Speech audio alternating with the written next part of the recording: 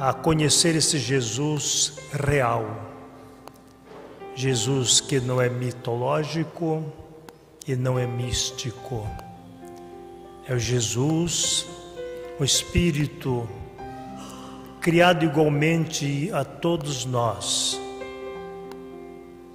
Fez a sua evolução, chegou à área crística e um dia veio a este planeta para nos trazer ensinamentos fundamentais para a nossa redenção espiritual. Este Jesus, que da manjedoura à cruz nos ensinou a humildade, a resignação, o perdão e o amor.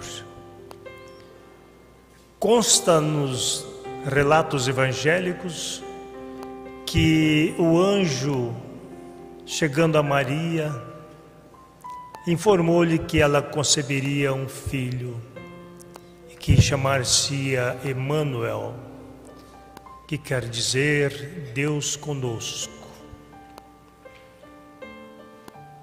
O importante nesta noite é sabermos um pouco desse jovem, da sua missão no planeta Terra, desde o seu nascimento até o momento derradeiro, a manjedoura da humildade e a cruz do perdão. Ele cresceu,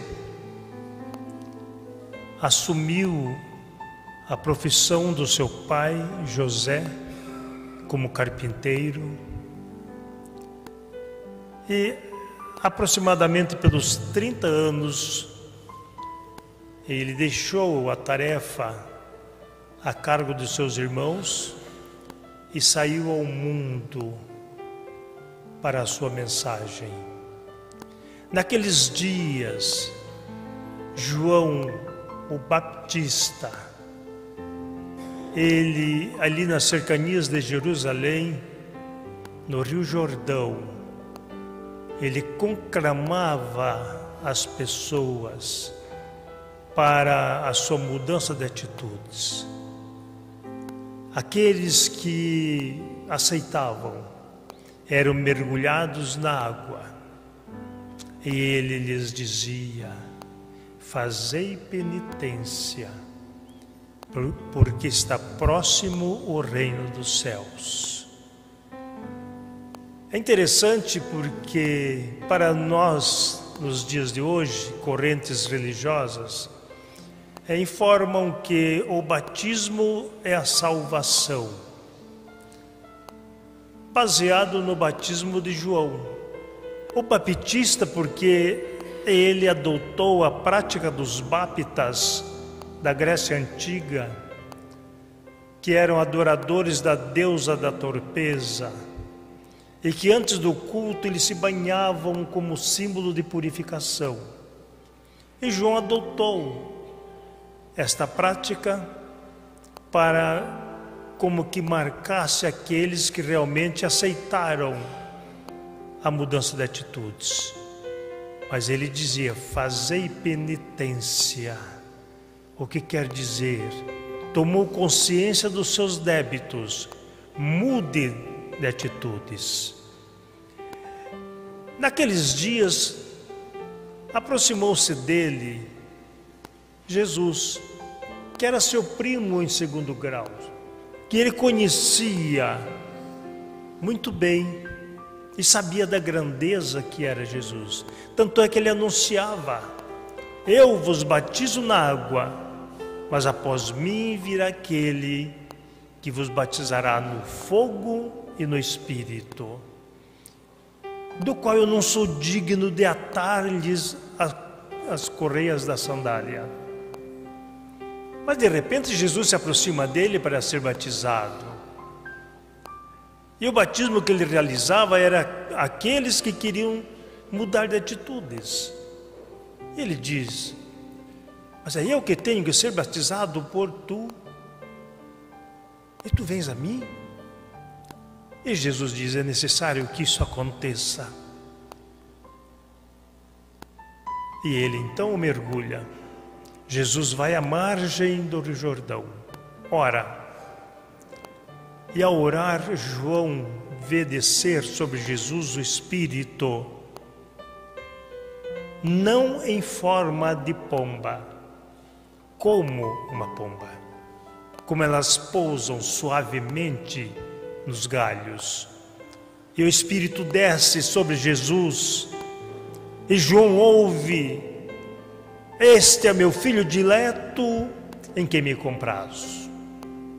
E João não teve dúvida, era realmente o Messias. Ele anuncia: eis o Cordeiro de Deus, que vem tirar o pecado do mundo. E Jesus, então, a partir daquele momento, demanda, segundo o relato evangélico, ao deserto. Ele se ausenta dali da civilização. E quando ele volta, tem notícia que João está preso. Ele vai a Nazaré, consta que sua cidade, na verdade, Nazaré não tinha mais que 20 casas, e ali, no sábado, na sinagoga, alguém do povo era convidado para fazer a leitura do texto sagrado. E naquele dia Jesus se propõe a fazer. Quando abrem o rolo, está na profecia de Isaías sobre a vinda do Messias. Ele lê, senta-se e passa a falar. E diz àquela gente que naquele dia se consumava a profecia de Isaías. E fala com tanta sabedoria que as pessoas passam a se perguntar: mas não é este o filho de José, que tem irmãs e irmãos, que é carpinteiro? De onde ele traz tanta sabedoria? E Jesus então lhes diz: é verdade que profeta não tem honra em sua casa. E eles os espezinham, o expulsam dali. Ele se muda para Cafarnaum. E lá também, no sábado, ele está a falar na sinagoga. Quando aproxima-se dele um obsedado, subjugado. E no meio do povo, dedo em riste, diz: o que tens tu contra nós, Jesus, filho do Deus Altíssimo? Porventura vieste aqui para nos arruinar? E Jesus contempla aquele cidadão e diz: afasta dele, espírito imundo. E naquele momento o espírito, procedendo tamanho grito naquele cidadão, se retira e o homem fica curado. Dali Jesus sai a realizar curas, já acompanhado dos seus discípulos.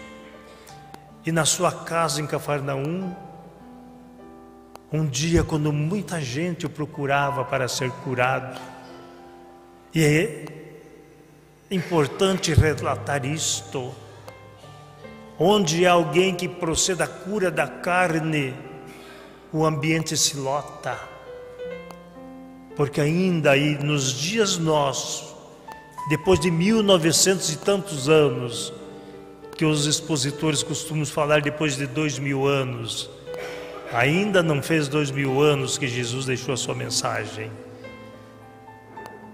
Mas quando é para a cura do corpo, muitas gentes acorrem. E era assim com Jesus. E ali na sua casa, de repente não se podia mais entrar. E alguém traz um paralítico em sua cama. Descobrem a sua casa, retiram o telhado e o colocam de cima para baixo à frente de Jesus. E ao contemplar aquele paralítico, observando tanto esforço para que ele ali estivesse, Jesus lhe diz: estão perdoados os seus pecados. Naquele instante, os fariseus, aqueles que ali estavam, dizem: quem és tu para perdoar pecados? Só Deus se concebe esta ideia, só Deus pode perdoar pecados.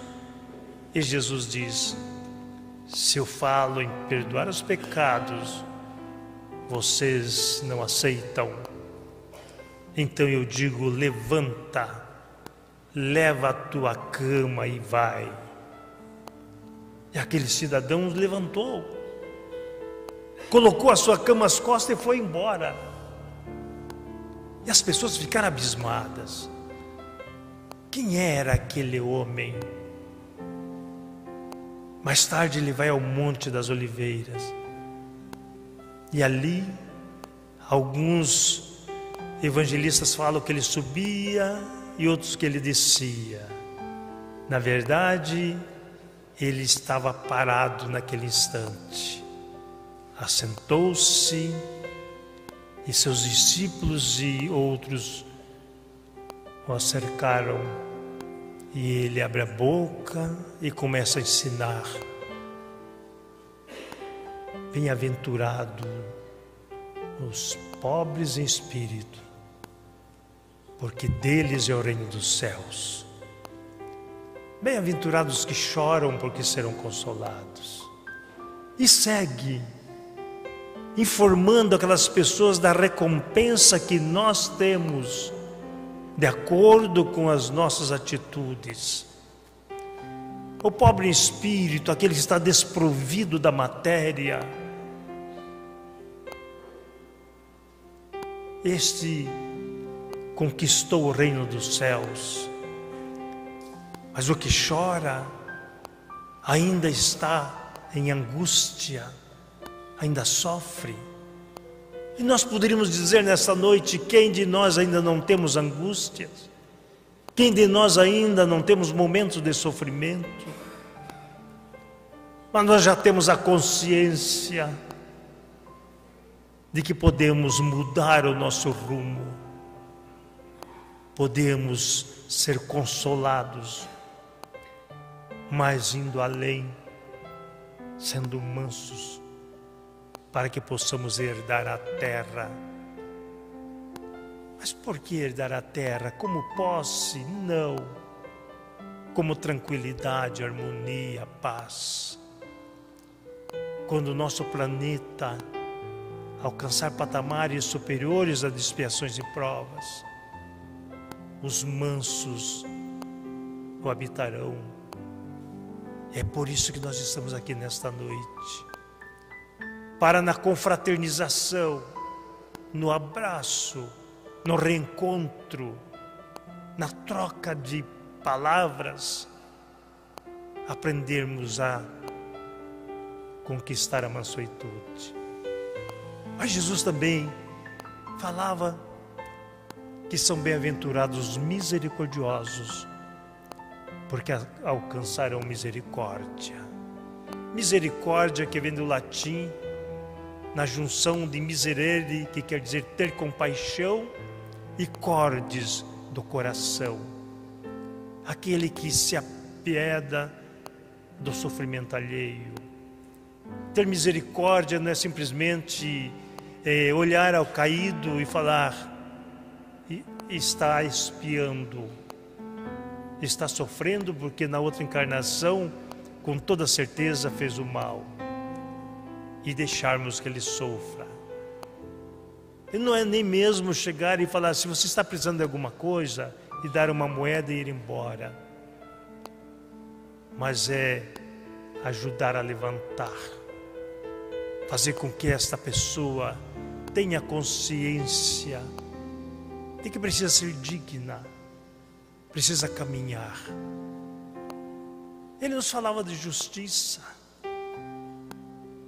Bem-aventurados os que têm sede e fome de justiça. Bem-aventurados puros de coração, porque verão a Deus. Isso quer dizer bem-aventurados puros de pensamento. À época de Jesus, a ideia que se tinha é que o órgão pensador era o coração. Hoje nós falamos que é o cérebro. E um dia nós saberemos que o órgão pensador é o espírito. Somos nós que animamos o nosso corpo físico. E assim Jesus deixa para nós, numa sequência desse discurso chamado Sermão do Monte, todo um feixe de ensinamento, para que nós possamos realmente mudar o nosso rumo neste planeta. Ele nos fala que vós sois o sal da terra, mas se o sal for insípido, para nada serve. Isto significa que temos que ter sabor, o sal na conta certa, para o bom tempero. A palavra, no momento que a pessoa necessita de ouvir, o abraço fraterno, quando o nosso irmão está em sofrimento, a ajuda em todos os sentidos. Vós sois luzes, fazei brilhar a vossa luz diante dos homens, para que eles, vendo as vossas boas obras, glorifiquem o Pai que está nos céus. Jesus fala de obras. Aquele que produz, assim como Ele nos ensina sobre os talentos. Cada um de nós possui talentos. Uns 5, outros 3, outro 1. Quando se fala em talentos, lembrando daquele senhor que empreendeu uma viagem e chamou 3 dos seus empregados, e ali ele deixa para uns 5 talentos, dizendo: eu vou viajar, quando eu voltar você me prestará contas. Para outro deu 2 talentos e disse a mesma coisa. Para o terceiro ele deu 1 talento e também a mesma recomendação. Tempos depois ele volta e chama-os para a prestação de contas. Ao que deu 5, diz: Senhor, com 5 talentos que me deste e eu produzi, estão aqui mais 5. Ele o consagra, o elogia. Vem o segundo: Senhor, com os 2 talentos que me deixaste, eu produzi mais 2 talentos. E ele também faz o mesmo elogio. Aqueles que produzem, mais será confiado. Eu que tinha 1 talento, disse: Senhor, eu sei que tu és severo, que se cega, que colhe onde não semeia. Então eu enterrei o talento e ele está aqui. E ele o chama de preguiçoso e manda que ele dê aquele talento ao que mais produziu. Aí quando se falava nesse ensinamento de Jesus, nesta parábola, eu pensava também, com 1 talento, o que nós podemos fazer? Mas buscando a informação, com 1 talento dava para comprar 6.000 ovelhas ou 1.200 bois. E aquele cidadão, com todo esse talento, enterrou. Isso significa, todos nós temos talentos. A cada um de nós foi confiado pelo menos 1 talento.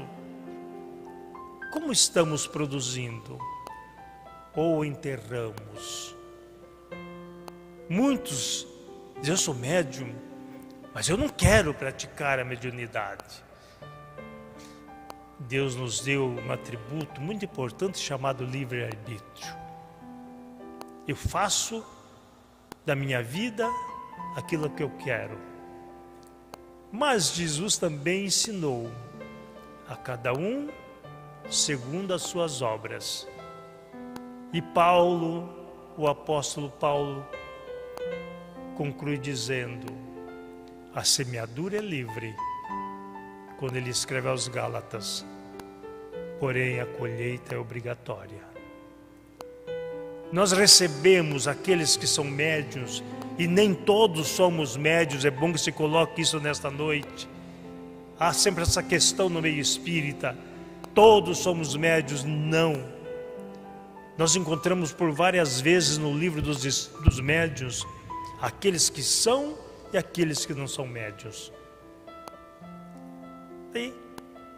Mas aqueles que são e que têm conhecimento, que a coloque é benefício daqueles que necessitam. Esse Jesus que nos falou sobre a fé, logo depois da transfiguração, um momento lindo na história de Jesus, quando ele demanda um monte, que também aqueles que estudam os textos, no Evangelho não fala que é Monte Tabor, apenas se crê no Monte Tabor porque era o monte mais próximo de Jerusalém. Mas ele sobe ao monte levando Pedro, Tiago e João. E lá, à frente deles, ele se transfigura. Seu rosto passa a brilhar como o sol. Suas vestes passam a embranquecer-se como se coberta de neve estivesse. E naquele momento aparecem a conversar com Jesus Moisés e Elias. Moisés tinha proibido, segundo os que combatem a doutrina espírita, da comunicação com espíritos. Mas ele estava ali morto há 1300 anos. Então estava em espírito. Elias, aproximadamente 500 anos, também estava em espírito. Estava a conversar com Jesus, como quer dizer: aquilo que disserem que eu neguei não é verdade, eu estou aqui. E naquela conversa, os 3 discípulos ficam extasiados. E de repente eles ouvem: este é o meu filho dileto, em quem me comprazo. A mesma frase do momento do batismo de Jesus, como emblemático. E eles caem por terra, assustados. Jesus vem, os levanta, socorre, ampara, e eles descem o monte. E quando Pedro propõe a levantar ali 3 tabernáculos, um para Jesus, um para Moisés, outro para Elias, ele diz: não digam nada para ninguém sobre o que vocês viram, porquanto viver convosco. Mas quando ele chega na multidão, ali vem um senhor angustiado, trazendo seu filho, e diz: Senhor, tem piedade do meu filho, ele é lunático. Muitas vezes ele cai na água e outras vezes no fogo. Eu trouxe aos seus discípulos, porém eles não puderam curá-lo. E Jesus olha aquela gente e fala assim: ó raça incrédula, até quando estarei convosco? Trazei cá esse menino e aplica-lhe um passe, estende as mãos e determina que aquele espírito se afaste dele. E o menino fica curado. Muitas vezes cai na água e as pessoas pensam: afogou-se? Não. Obsedado, aqueles que já tiveram a oportunidade de assisti-los, tem momentos que eles adormecem, e tem momentos que eles ficam eufóricos. é o cair na água e no fogo. E Jesus então o liberta daquele espírito. Os discípulos ficam intrigados, mas como pode? Nós não conseguimos curá-lo? E pergunta a Jesus, em particular, por que nós não conseguimos curá-lo? E Jesus fala a eles que é por causa da sua incredulidade, porque aquele que tem fé como um grão de mostarda, não é do tamanho de um grão de mostarda. Aquele que tem fé como um grão de mostarda, diz a este monte: desloca-te daqui para colar, transporta-te, e ele se transportará. É claro que Jesus não está falando de monte de terra, está falando que aquele que tem fé, ele se assemelha a uma semente que, jogada à terra, coberta de terra, ela germina, remove o solo e cresce e frutifica. É nesse sentido que Jesus nos fala da fé, porque todos nós, algum momento nós acreditamos, mas nem sempre nós temos fé. Fé vem do latim de fides, que quer dizer fidelidade. Ter fé significa: eu estou passando por momentos difíceis, mas eu creio num Deus que me ampara, e eu sei que eu vou vencer e não esmoreço. E quando Jesus fala a eles para afastar esta casta de espíritos, é necessário jejum e oração. Não é jejum do estômago, é jejum da mente. Não dá para orar com mágoas, com queixas. É a recomendação do próprio Mestre. Quando estiver no altar fazendo a sua oração,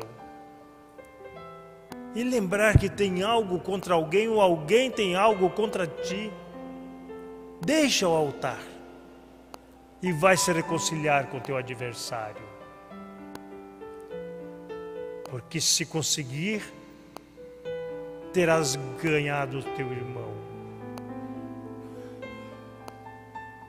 E se não conseguir? De repente, a pessoa não quer se reconciliar comigo, mas se eu fui de coração aberto, eu estou reconciliado.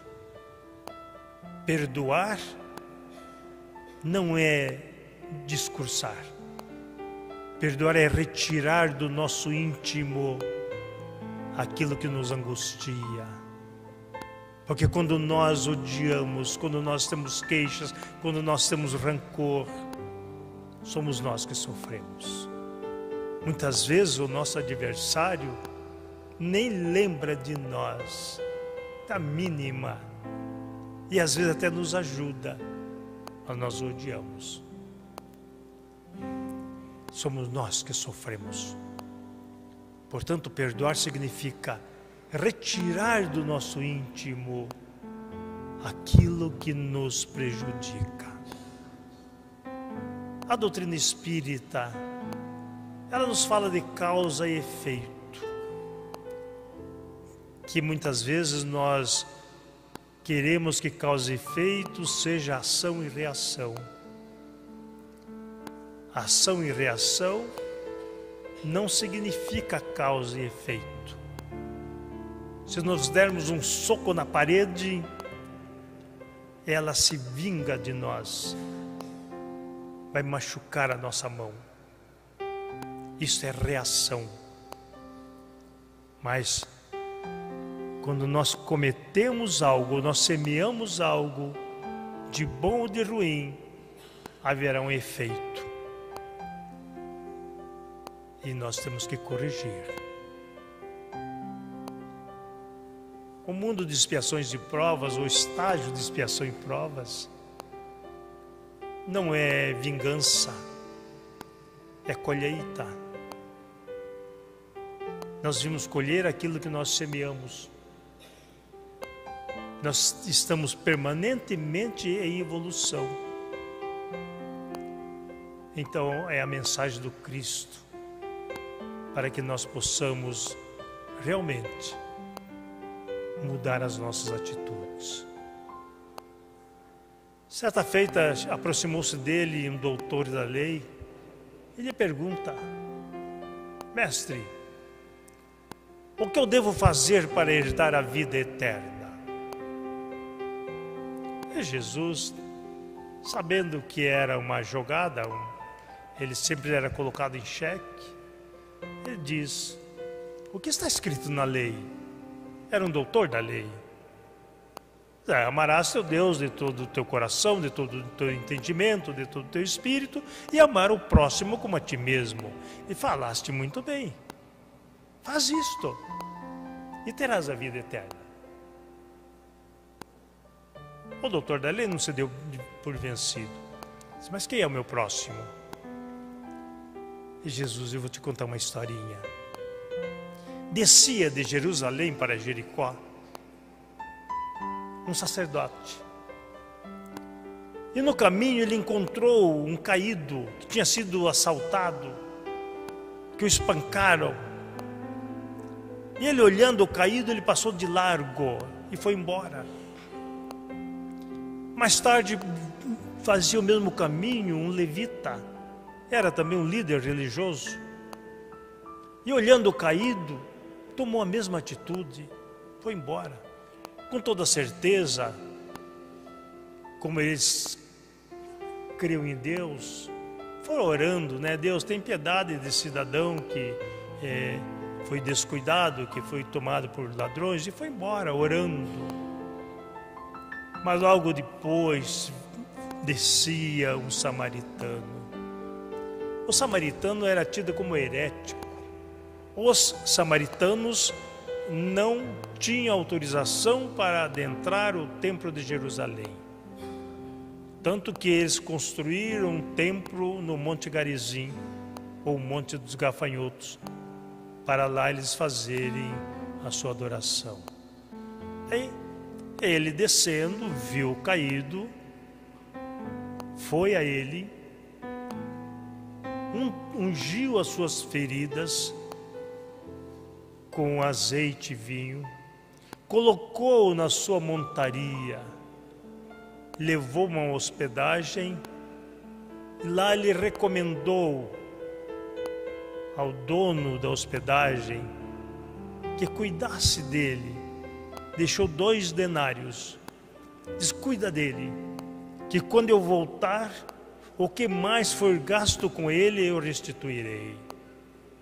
Então Jesus pergunta ao doutor da lei: quem foi entre estes o próximo do caído?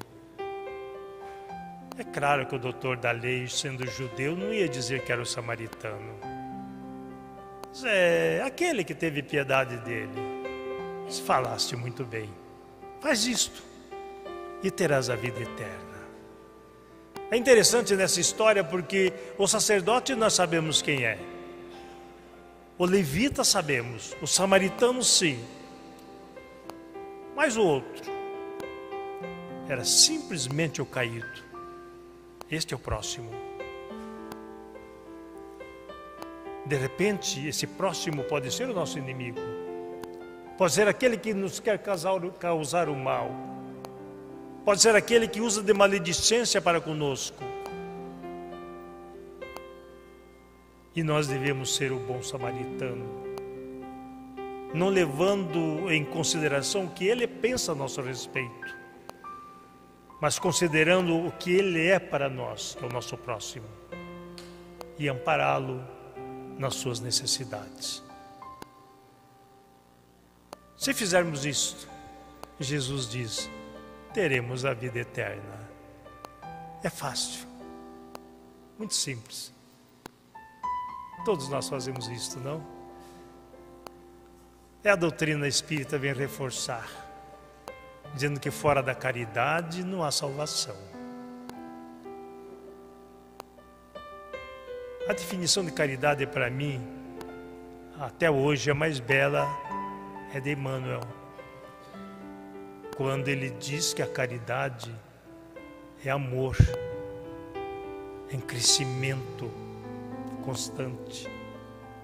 É o sol de 1000 faces brilhando para todos. O anjo de 1000 mãos servindo sempre na obra do bem, onde quer que se encontre, entre bons e maus, justos e injustos, felizes e infelizes. Porque onde se encontre o Espírito do Senhor, aí emanará a claridade constante dele, em benefício do mundo inteiro. Caridade é amor. Mas nós podemos amar sem sermos caridosos. E não podemos ser caridosos sem amor. De repente somos filantropos.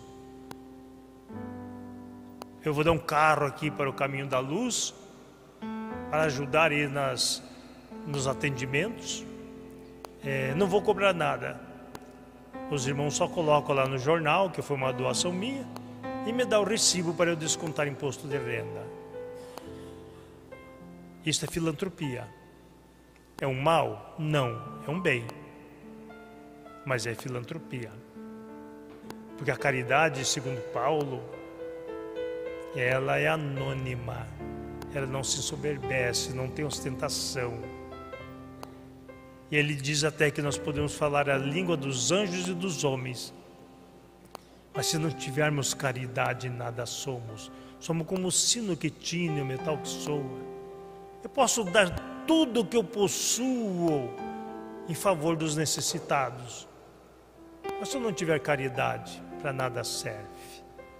Posso dar o meu corpo para ser queimado. Mas se eu não tiver caridade, também para nada serve.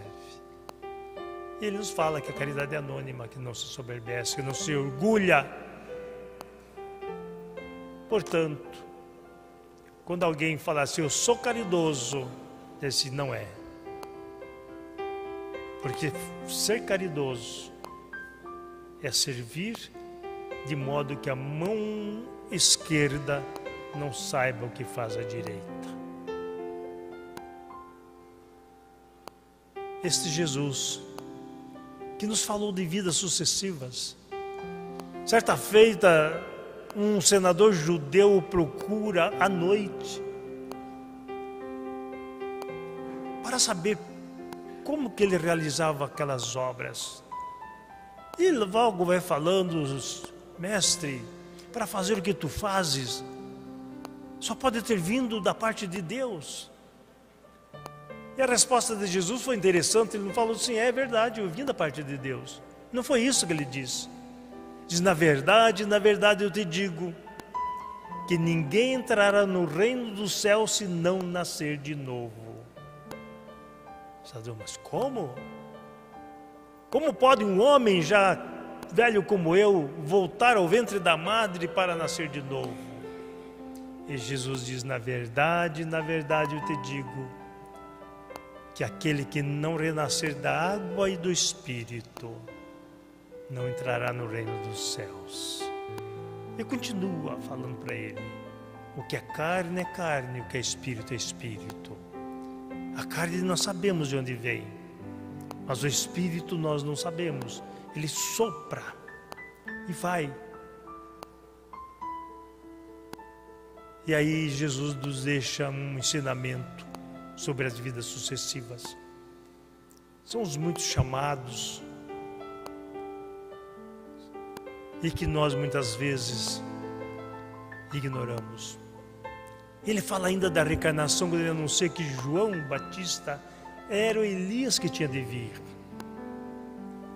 afirmando categoricamente. Ele nos fala que Ele não é Deus, que Ele é Filho de Deus como nós somos.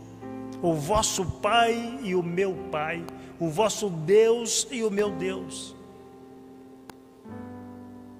E por não ser entendido, é levado à cruz.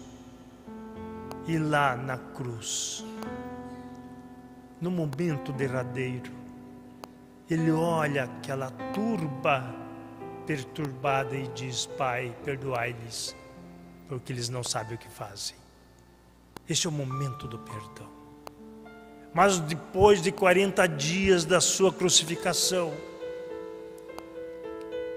Ele aparece aos seus discípulos na última aparição e diz: amai-vos uns aos outros como eu vos amei.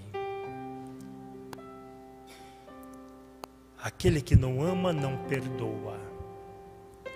Portanto, a semeadura do Mestre Jesus para todos nós é a semeadura do amor.